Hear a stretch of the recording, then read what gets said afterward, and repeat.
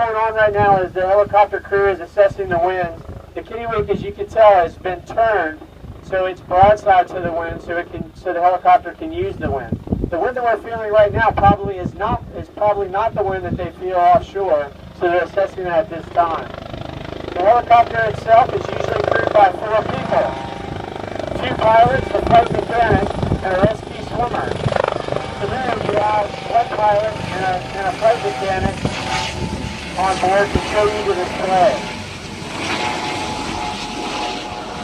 That's fixed-wing aircraft too. At Air Station Barbers Point, we have 238 young men and women there. We fly, of course, the 4 Dolphin helicopters, and we have 4 C-130 Hercules aircraft. Those are 4-engine turboprop aircraft that can fly for approximately 10 hours. And we do missions that go up to 1,000 to 1,200 miles offshore to drop a pump or to drop rafts to people in trouble. And then we can come back to shore in a C-130. We also do long-range search and rescue, meaning that we can stay on scene for up to 10 hours looking for someone that's in the water. It's a heavy lift aircraft, the C-130. Most of you have seen it. The Air Force flies it, but we use it for law enforcement and search and rescue. In fact, yesterday, the aircraft flew down to Palmyra Island at the atoll down there and picked up a ranger that was bitten by a shark.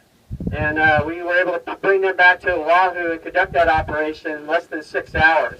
Now that island, that atoll, is approximately 1,000 miles due south of Oahu. So it took us about 3 hours to get down there. We landed there on an old World War II runway, picked up the ranger, and she is now back and safe in the hospital as we speak.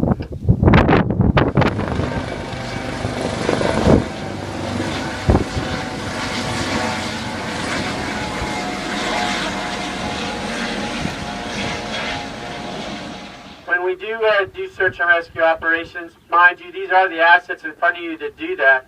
The search planning and the coordination happens with search and rescue coordination centers. There's one in Oahu that's run by the U.S. Coast Guard, but they are peppered all throughout the Pacific and, in fact, throughout the world. And we pride ourselves on working internationally with other rescue centers so we can conduct those search and rescue operations.